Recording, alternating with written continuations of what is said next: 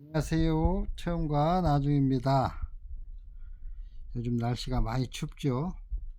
정말 대한추위 많이 춥네요.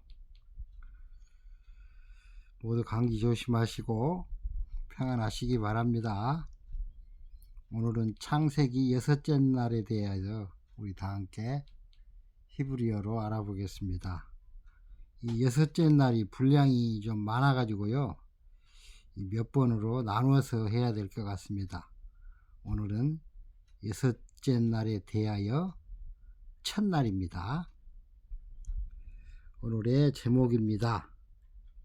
우리라고 부르시며 나를 하나님의 생명 안에 넣어주신 하나님, 이렇게 정해보았습니다. 혹시 우리는 신앙이 좋을 때만 하나님 앞에 설 자격이 있다고 스스로를 속이고 있지는 않습니까? 기도가 잘 될 때, 말씀이 들어올 때, 마음이 정돈될 때만 하나님이 나를 보신다고 생각하지는 않으십니까? 그러나 6째 날에 하나님은 완전한 사람을 부르지 않으셨습니다. 아직 흙 냄새가 나고 생명의 숨도 불어넣지 않은 존재인 나에게 하나님은 말씀하셨습니다. 우리가 사람을 만들자. 여기서 하나님은 완성된 사람을 말하지 않으셨고 완성까지 책임지실 사람을 말씀하셨습니다. 오늘의 본문입니다. 창세기 1장 26절입니다. 하나님이 이르시되 우리의 형상을 따라 우리의 모양대로 우리가 사람을 만들고 그들로 바다의 물고기와 하늘의 새와 가축과 온 땅과 땅에 기는 모든 것을 다스리게 하자 하시니라. 아멘. 중요 히브리 단어 하나님이죠. 하나님, 엘로힘. 히브리어 엘로힘. 히브리어는 오른쪽에서 왼쪽으로 이렇게 읽습니다. 엘로힘. 엘로힘은 나와 관계없는 높이만, 하나님은 높으신 곳에, 위대한 곳에 계시잖아요. 나와 관계없이 그렇게 높이만 계신 하나님이 아니라 나의 혼돈과 공허, 흑암이 깊음, 그런 속에 있는 나의 상태에서 나 안으로 들어오시는 하나님이십니다. 지금 내 마음이 어수선하고 괴로움과 혼돈의 인생으로 내 삶이 정리되지 않은 고난 속에 있는 그 자리가 바로 엘로힘, 하나님께서 나에게 일하여 주시는, 역사하여 주시는 그런 자리입니다. 관련 말씀입니다. 시편 34편 18절. 여호와는 마음이 상한 자에게 가까이 하시고 충심으로 통회하는 자를 구원하시도다 하시는도다. 오늘 하나님께서 6째 날에 사람을 만드셨는데 이 사람이 완벽한 상태에서 사람을 만드는 게 아니고요, 나의 마음이 상하고 지치고 흔들리고 괴로울 때 하나님께서 나에게 하나님의 형상으로 다가와 주시는 것입니다. 두 번째 단어 이르시되. 히브리어 바요메르입니다. 바요메르. 하나님이 말씀하시되, 하나님이 신앙하는, 그러니까 바요메르라는 그 뜻이 하나님이 말씀하시되, 이런 의미입니다. 하나님이 신앙하는 나에게 하시는 말씀은 나를 판단하시는 말씀이 아니라 혼돈과 흑암, 공허로 힘들어하는 나를 다시 새로운 피조물로 시작하게 하시는 말씀입니다. 내가 나에게 나는 안 된다, 어쩔 수 없어, 이렇게 말할 때 하나님은 그래도 내가 너에게 말한다. 즉 새로운 피조물을 향해 나의 신앙을 시작하시겠다고 하십니다. 즉 우리는 죄로 인해 병들어 있는 존재입니다. 그런데 이 병들어 있는 상태에서 하나님께서는 우리를 새로운 피조물로 하나님의 형상으로 만들어 주시려고 우리 안에 들어오셔서 우리에게 신앙을 시작하시는 것입니다. 관련 말씀입니다. 이사야서 55장 11절. 내 입에서 나가는 말도 이와 같이 헛되이 내게로 돌아오지 아니하고 나의 기뻐하는 뜻을 이루며 내가 보낸 일에 형통함이니라. 하나님께서 말씀을 하셔요. 우리에게요. 신앙하는 우리에게. 그러면은 그 말씀이 하나님께 헛되이 돌아가면 어떻게 되는 거예요? 하나님께서 우리에게 말씀을 하셨는데 우리가 변화가 안 돼. 그것이 바로 하나님의 말씀이 하나님에게 헛되게 돌아가는 것입니다. 그 말씀이 우리에게 들어왔을 때 우리가 하나님의 형상으로 변화되어야만이 헛된 것이 안 되는 것이죠. 하나님께서 우리에게 말씀을 주심이 보람된 것이 되는 것이죠. 그러므로 우리는 하나님의 말씀을 받으면 말씀을 깊숙이 묵상하고 하나님의 뜻을 이렇게 상고하여서 그 말씀의 뜻을 이루어내는 그런 신앙을 보여야 되겠습니다. 이런 것이 바로 형통함이다. 이렇게 말씀하시네요. 우리라는 단어가 3번 나오죠. 우리가 우리의 형상대로 우리의 모양을 따라 사람을 만들자.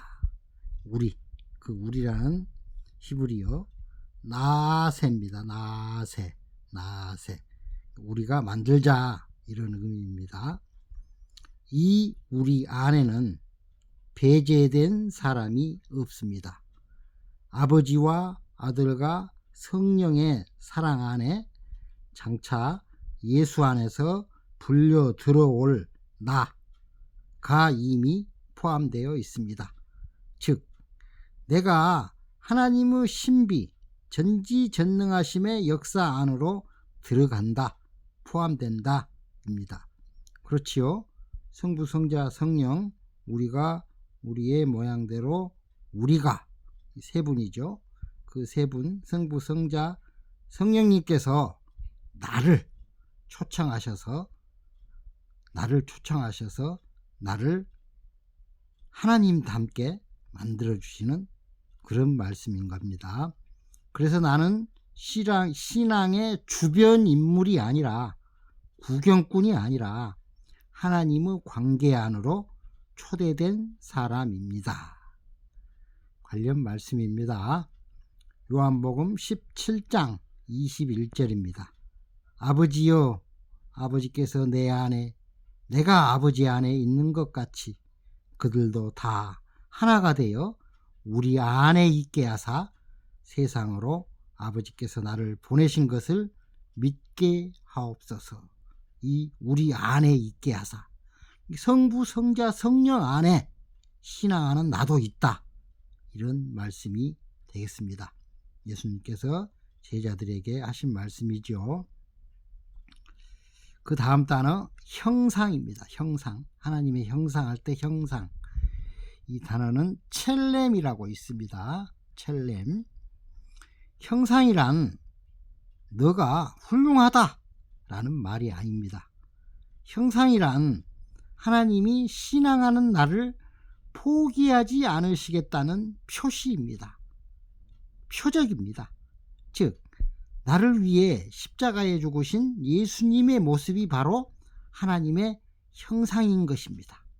우리가 우리의 모양으로 사람을 만들자의 그 모습, 바로 그 모습이 예수 그리스도의 형상인 것입니다. 그래서 내가 무너져도 하나님은 나를 버리지 않으시고 계속하여 하나님의 형상으로 나를 인도하십니다. 내가 죄 속에 있지만 자꾸만 하나님께서는 나를 초청하셔서 예수 그리스도의 십자가로 데리고 가시는 것입니다. 관련 말씀입니다. 골로새서 1장 15절. 그는 보이지 아니하시는 하나님의 형상이시요. 그렇죠? 하나님의 형상은 보이지 않지만 그 형상이 바로 예수님이시다. 이런 의미입니다. 모든 피조물보다 먼저 나신 이시니. 모든 피조물보다 창세전부터 계셨던 분이시죠. 이 의미가 모든 피조물보다 먼저 나신 분이시다. 이 말씀이 어떤 말씀이냐면은 우리는 신앙을 하잖아요. 그러니까 모든 신앙인들보다 하나님의 형상이 되시려고 신앙을 제일 먼저 했다. 이런 말씀이 되겠습니다. 그러니까 예수님께서 모든 피조물보다 먼저 최초로 하나님을 닮는 신앙을, 십자가로 가는 신앙을 제일 먼저 하신 분이다. 이런 의미가 되겠습니다. 예수님께서는 육체로 오셨지요. 하나님이신 분이 육체로 오셔가지고 그 육체를 가지고 그 육체에게 주는, 율법이 육체에게 고난을 주잖아요. 그 고난을 모두 경험하신 분이다. 그래서 그 고난으로 인해서 십자가에서 이렇게 죄악을 죽여주신 최초의 분이시다. 이런 의미가 되겠습니다. 모든 피조물보다 먼저 나신 이시니. 아멘이시지요. 그 다음에 이제 모양이죠. 모양이 본문에 나오죠. 모양은 드무트라고 읽습니다. 모양은 지금의 내 모습이 아니라 예수님을 향하여 가는 방향입니다. 방향. 이게 예수님의 모양을 닮아가려고 노력하는 것, 이것이 바로 모양이에요. 모양. 드무트예요. 드무트. 어떤 사람의 모습이 아니고 예수님을 향해 가는 나의 신앙의 방향이 바로 드무트이다. 모양이다. 이렇게 이해하시면 되겠습니다.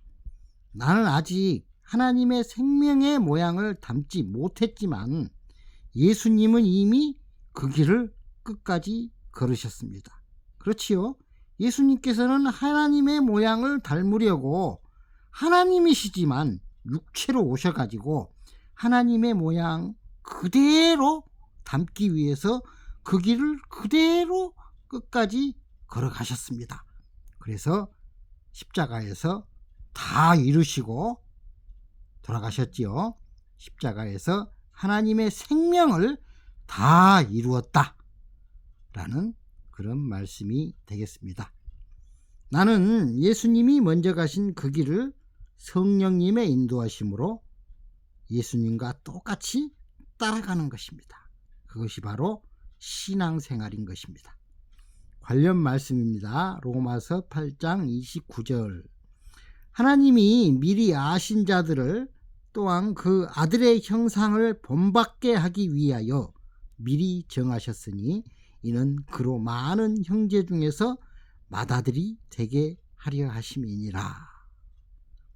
하나님께서 미리 아신 자들이 누구인가요?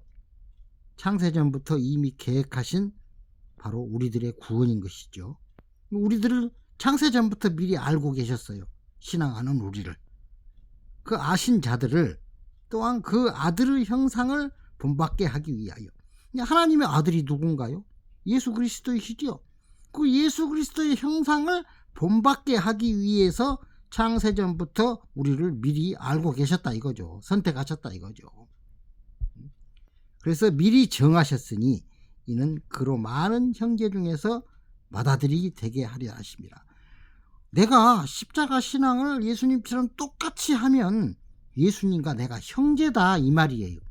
근데 그 많은 이제 그 신앙하는 사람들이 한둘이 아니잖아요. 그래서 엄청나게 많은 분들이 신앙생활을 하잖아요. 그 많은 사람들이 다 예수님과 형제인데 그 형제 중에 맏아들이 되게 하려 했다. 이게 최고 첫째 아들이 되게 하려고 했다. 이게 첫 열매가 되게 하려고 했다. 이게 제일 처음으로 하나님의 그 생명의 길을, 십자가의 길을 걷게 하셨다. 이런 의미가 되겠습니다. 우리는 그 예수님이 걸어가신 그 길을 우리가 보고 그대로 따라가는 그런 신앙을 하는 것입니다. 그 신앙이 끝나면 예수님과 나는 형제가 되는 거예요. 예수님이 형이에요, 형. 우리 형님이에요, 형님. 한 집안이 되는 거예요, 한 집안. 한 가문이 되는 거예요. 하나님의 가문이 되는 것입니다. 참으로 영광스러운 그런 말씀이죠. 사람을 만들자라고 그러잖아요. 사람은 아담입니다. 아담은 사람이라 그래요. 사람은 스스로 살아있는 존재가 아닙니다. 물론 목숨은 붙어서 움직이고 왔다 갔다 먹고 자고 이런 것은 할 수 있지만 영이 죽어 있다 이 말이죠. 사람은 스스로 살아있는 존재가 아닙니다. 하나님의 숨이 들어와야 살아나는 존재인 것입니다. 하나님의 생명의 숨이 나에게 생기로 들어와야 생명이 되지요. 그래서 세상 욕망으로 지친 지금 이 자리가 우리는 끝이 아니라 다시 예수 그리스도의 생명의 숨을 불어넣으시는 자리가 바로 사람, 아담이다. 하나님께서 흙으로 아담을 지으시고 하나님의 생기를 불어넣어 주시려고, 영생을 주시려고 하나님께서 우리 사람을 창조하셨다. 이런 의미가 되겠습니다. 관련 말씀입니다.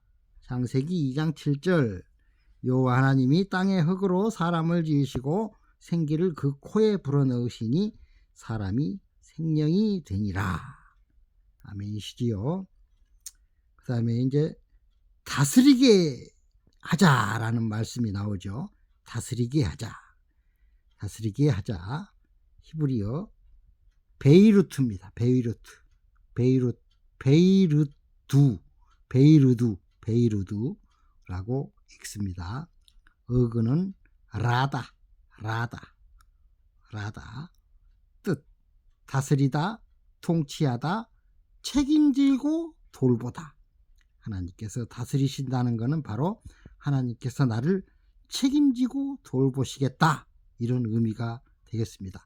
그리고 억누르다도 있습니다. 만약에 우리가 신앙생활을 하다가 엉뚱한 방향으로 가거나 이렇게 되면은 성령께서 우리를 억누르셔서 이렇게 저렇게 이 방향 저 방향으로 인도하셔서 우리를 제자리에 갖다 놓으시죠. 바로 폭력적인 지배가 아니라 위임된 통치다. 하나님께서 우리에게 맡기시는, 사랑으로 이렇게 맡기시는 위임된 통치다 라는 의미가 있습니다. 라다, 베이르두, 다스리게 하자, 그런 의미가 있겠습니다. 히브리 그림으로 풀면, 히브리 글자 이제 하나씩 분석해 보겠습니다. 이 말씀이 중요한 말씀이라서요. 레쉬, 머리, 시작, 지도자라는 의미가 있습니다. 달렛은 문인데요. 성막의 문을 말씀하는 겁니다. 문, 통로, 길, 이런 의미가 있습니다. 해, 눈으로 보는 거죠. 보다. 숨은 생명이지요. 이런 의미가 있습니다. 이 라다의 글을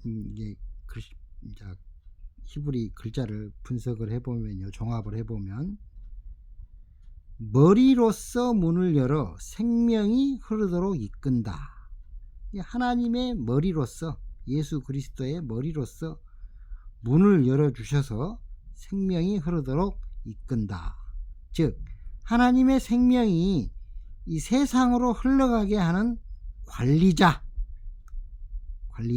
즉 말씀을, 하나님의 생명을 전하고 이어주는 자, 바로 그런 의미가 있습니다. 하나님의 생명을 이어주는 자, 바로 이것이 다스린다라는 의미가 있습니다.